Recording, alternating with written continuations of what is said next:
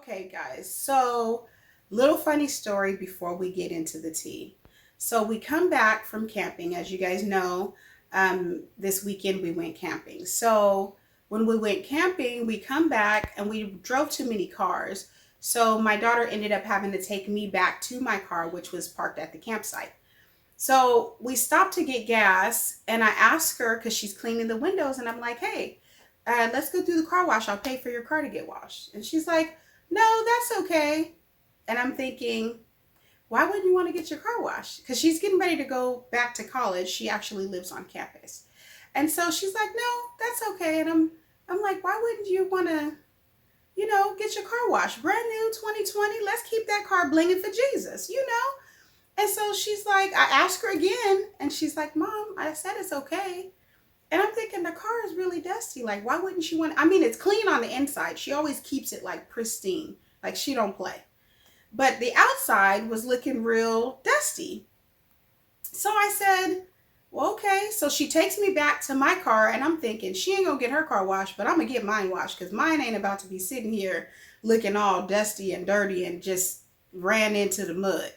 So I go through, get my car washed. She's looking all beautiful, blinging for Jesus, all of the good things. And get home. So the next day comes, which would be Tuesday.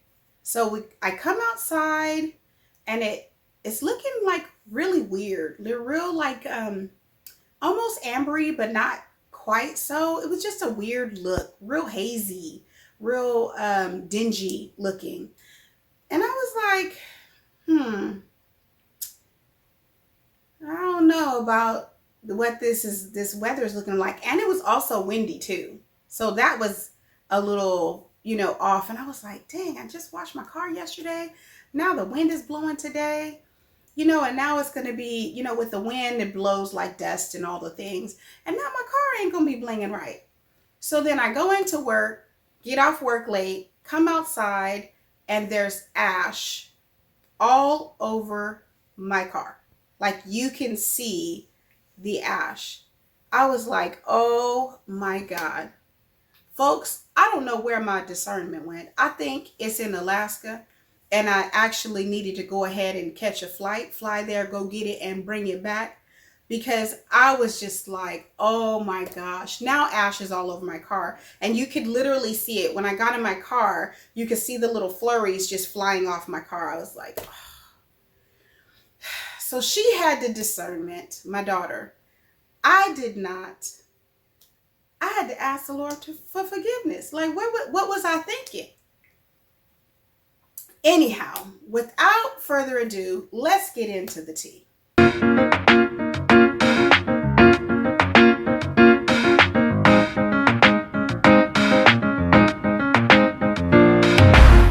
So today I want to talk to you guys about goodbyes. So why kids are going from home to home. What reason? I've had people ask me, well, why do kids go from home to home so much? Or why have they been in so many homes? Like, what is the purpose of that? Is it the kid? Is it the parent? Is it just by happenstance? Like, why are kids going from home to home? Or have they been in so many homes before they've gotten to your home? Well, there are a few different reasons kids go from home to home. One reason could be behavior. So maybe you get a child and you didn't pray about it first. Child, a teen, because even the little ones, I've had little ones, I've had those in grade school, I've had those in middle school, and I've had those in high school. And right now I do mainly teens. So all of them, no matter what age, can have something going on to where it puts so much of a stress on the household that the kids has to move. So a lot of that has to do with behavior. Maybe the behaviors are so out of control that the household cannot. It just throws off the synergy and the balance in the home. And maybe you've taken the time to try and work with the child, with all the therapists and all the support counselors, and with the worker and just various people that are in their lives to help with that transition process. And maybe it's just not helping with the transition process. It's too much trauma that has happened, or maybe even behaviors before they even came in the system, because sometimes it's a lot of the behaviors before the kids come in the system, or it can be behaviors before, they've even gotten to you. So that is one reason why a kid would have to leave your home, a teen, a child, um, even babies, because sometimes babies come and when they're addicted to drugs. I've had some twins that were that way, and they cried a lot. But I just loved them. So I kept them all the way until they were adopted. We actually got them when they were like 28 days old. They were preemies, straight from the hospital. They cried like little kittens at night. It was so adorable. And then we kept them all the way until I think they were like maybe about 4. And so at one point, me and my husband was like, oh, well, maybe we should adopt them, because we wanted to adopt twins. They weren't identical, and that's actually what we were looking for. It was a boy and girl. However, there was just so much stuff with the family.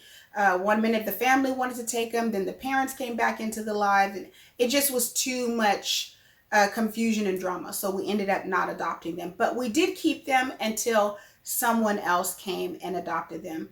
And that was hard because they stayed with us all the way until they were like maybe 3 or 4. And so, no, not until 3 or 4. I'm lying to y'all. I want to say until they were about 2.5, because it took them a long time to walk. And I was praying and I said, Lord, I want to be able to at least see them walking, because they were born addicted to drugs. I wanted to at least see that, because they were so precious to me. I love them so much. And I was just like, Lord, I just want to see that. I just want to see them take their first steps. And they were taking steps before they left. So I was like, Lord, thank you for answering my prayer. So that was a very, very hard goodbye. So they were adopted by great people, thank God. And then we have kids that are going home to their parents. So maybe the parents have went through all of the programs that they were supposed to go through. Maybe that was drug rehab. Maybe that was parenting classes. There's like an extensive list of various things that the county might order for the kid's parent to do before the kid can come home. So then they would have to go to whatever or have to take care of whatever the stipulations were in order for the kids to go back home. The next reason a kid or a teen would say goodbye is because they're going to a family member. So the first one before that was they would be going back home to their parents. In this case, they would be going to a family member. Maybe the parents didn't do what they were supposed to do in order for the child to go back home. Maybe another family member stepped up while the parents were in the process of doing whatever they needed to do for the child to go home. So maybe someone else stepped forward.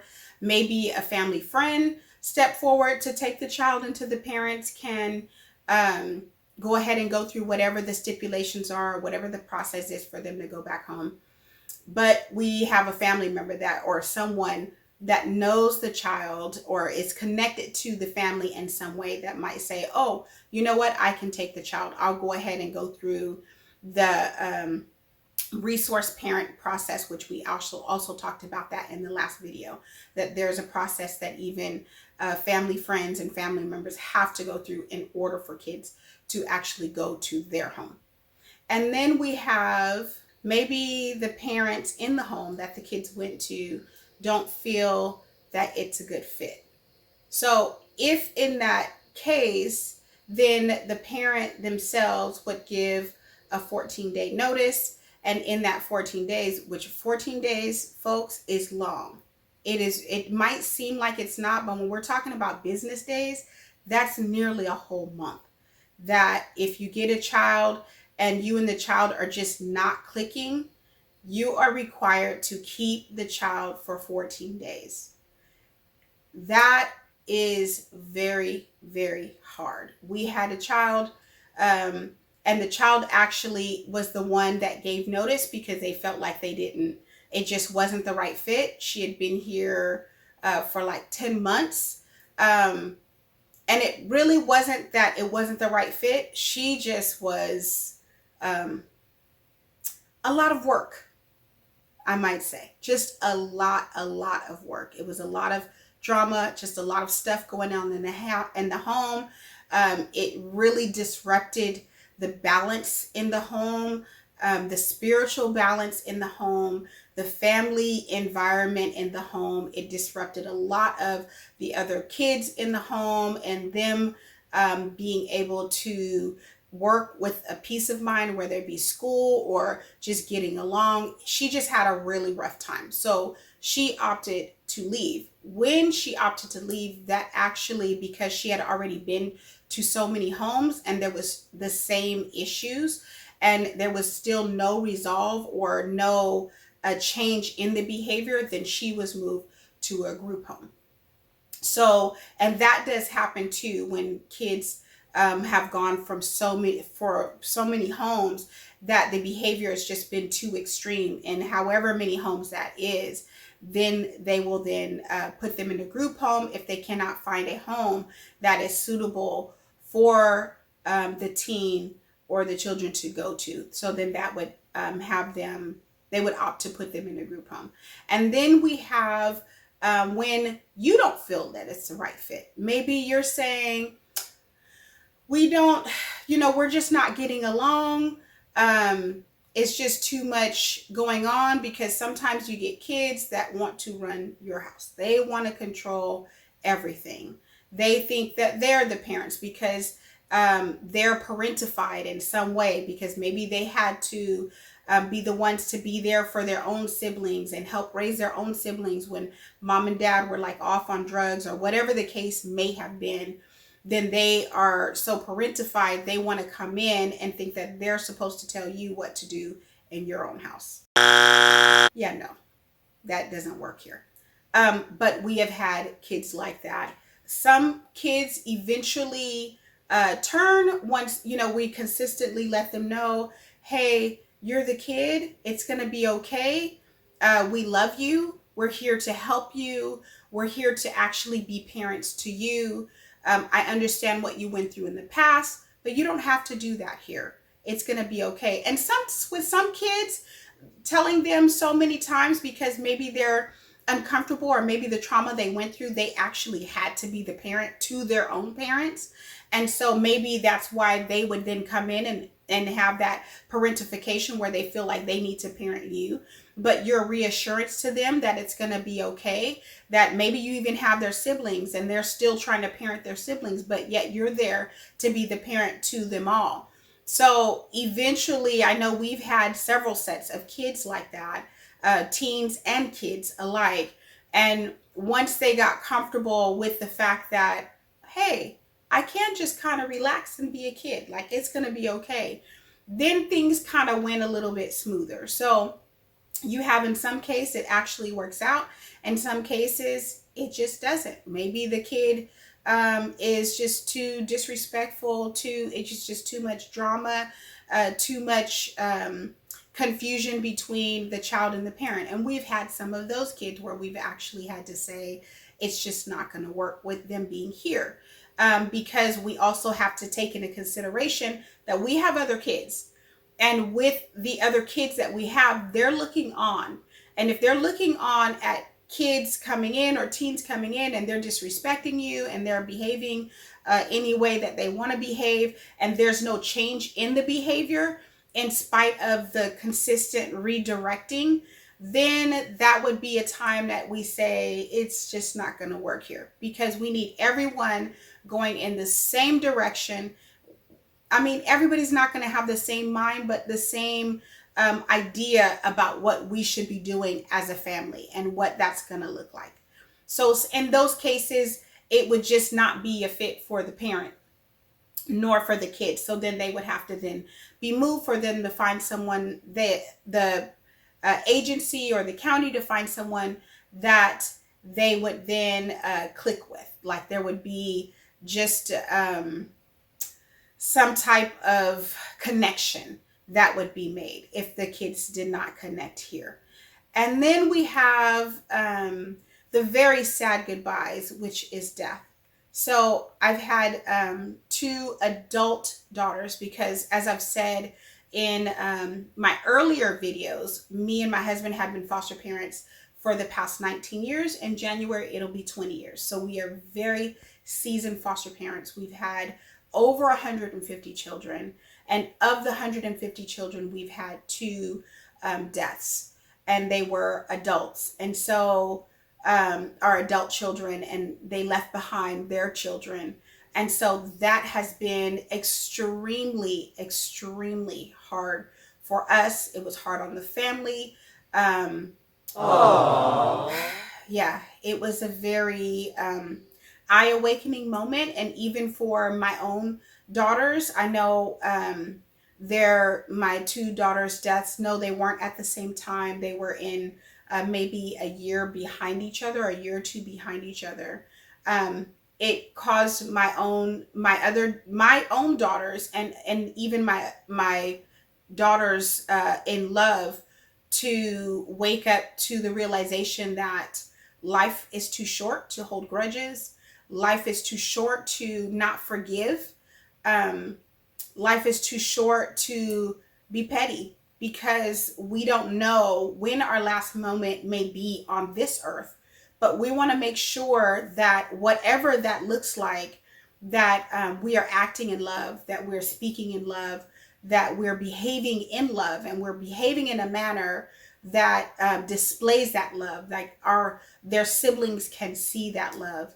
And that was something that my daughter said that was a takeaway, huge for them, because there was some little bickering about something very small. And when you hold grudges, it just doesn't benefit anyone. It actually defeats the purpose of love. And so through that, they've learned a forgiveness that they've never known before, that they've never experienced before. And that I thought that was a beautiful thing for them to learn, that forgiveness was key and love was key, in spite of the scripture says that it was one drop of Jesus' blood that covered a multitude of sin, that it was his blood that he shed for us that covered our sins. That was his love that he shed for us. So without further ado, I do want to say thank you for joining me today. See you next time. Bye. Okay, guys, that's all the tea for today. Don't forget to like, share, subscribe, click the bell, drop the comments down below. Thanks for watching. See you soon.